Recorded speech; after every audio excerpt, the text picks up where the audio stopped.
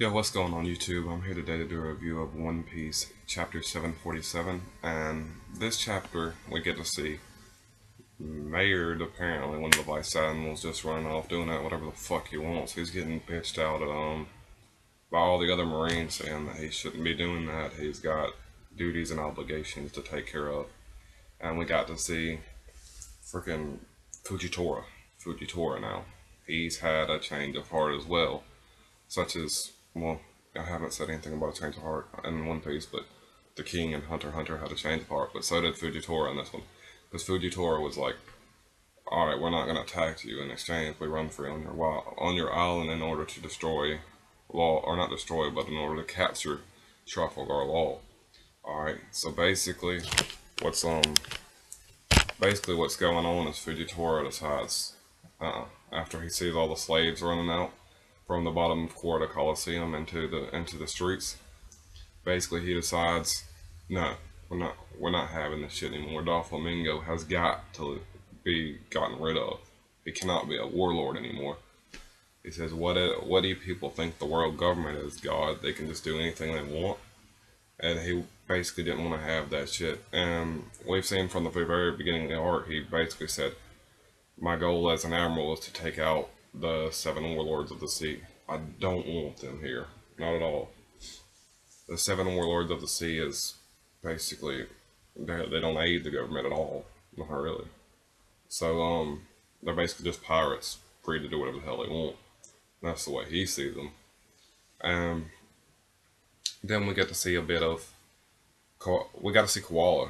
Now, it surprised me that Hawk and Koala didn't get a bounty from Doflamingo, even if it was just a 1-star bounty, because they're, well, at least Hawk is got to be at least on par with Usopp. Shit, Hawk is pretty powerful.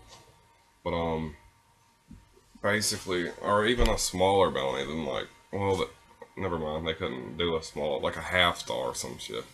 Only 50 million berries. But, apparently he didn't really care about Koala and Hawk, even though he did care about Sabo enough to give Sabo a 3-star bounty. Now, we got to see Doflamingo talking with Pika and Baby 5 and a couple other members of the Don Quixote family, such as Diamante. And basically, Doflamingo's like, we're just going to sit back and watch everybody kill anybody, and if anybody comes here, we're just going to destroy them. Then Pika, he's like the dumb member of the crew. He's like, I don't know, Dolphy, that's kind of hard to understand. And then one of the lessers of the Doflamingo family, or the Don Quixote family, basically started laughing at him, and Doflamingo says, hold up.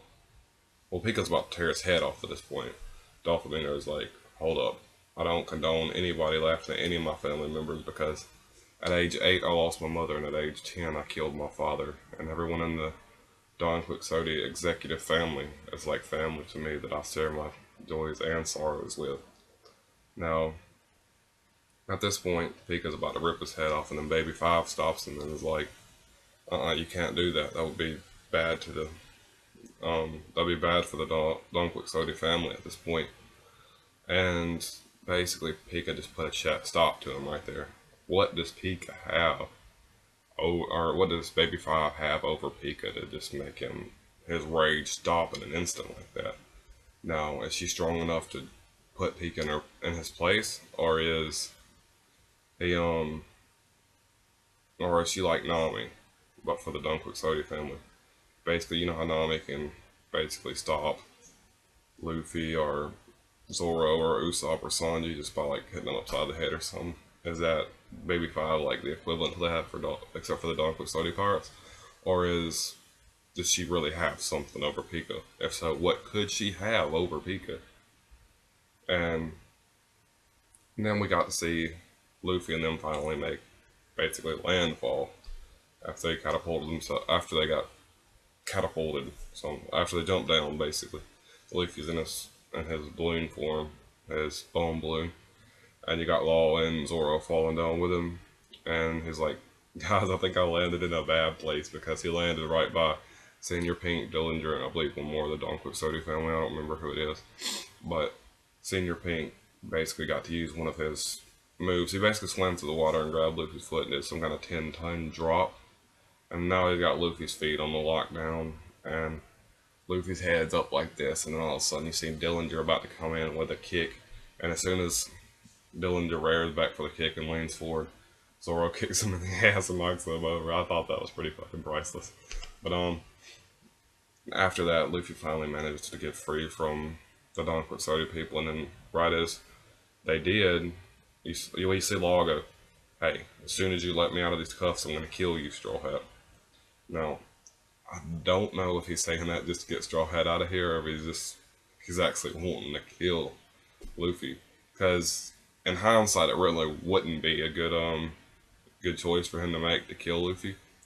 Because if you look at all the other like supernovas and other pirates, all of them have heavy alliances within the New World, and Trafalgar Law's crew alone couldn't take out those alliances. Like, because Trafalgar Law already realized, shit, we might have to fight Kaido, and he's scared. He was kind of scared shitless about that.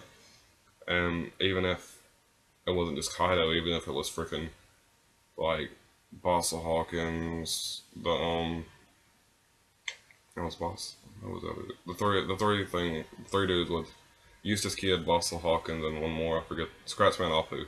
Even if you had to fight them, he wouldn't be a challenge for them three. I don't believe. Not with just his crew alone. So Law's stepping on some real good boundaries here. Uh, if he does, I would like to see how he actually fares in the New World alone, but I don't think it will be too good. And then you get to see Zoro and no, you got to see Bartolomeo, Hawk, Sabo's going, and Robin. Robin's like, hey, that piece of land up there stretched over to the king's basically castle, and he said we could join the rest of the members if we go up that route. And Bartolomeo's got his little fingers crossed and his barriers up, and he's like, hey, you can go now. I'll cover you. Now I'm not sure if he's talking to Hawk and Robin or just Robin, but Robin's on our way to go join into the fight. Bartolomeo's holding back the people that were coming after Robin, and you have Hawk there. We're not sure what Hawk's doing yet. If he's running off with Robin, or actually staying to help Bartolomeo.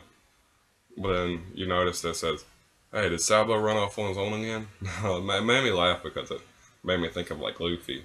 Because before Luffy knows it, they'll be thinking of the plan, and then Luffy will be fucking gone. No, I think after he ate the Maramara, he's just basically been there for comedy. Now, I don't know if Oda just wanted to draw him in to eating the devil fruit and have us hanging until Sabo actually does something in another arc, or if he's actually going to let Sabo use the Maramara no Me and do something badass this arc. Well, he used a flame pillar right after he got the Maramara no Me, but he hasn't really fought anybody with it. But yeah, that's what's going on with him. And then at the end, you see Zoro locking swords with Fujitora, and you got to see Pika basically standing guard outside of the whole area with Doflamingo, and then it was like, I'll destroy anybody who defies the Doflamingo family, don't matter who it is. And overall, that's had character progression with Doflamingo. We got to see a little bit of Doflamingo's past, what Doflamingo thinks of his crew. He thinks of them like family, which means he may have some good tendencies to them.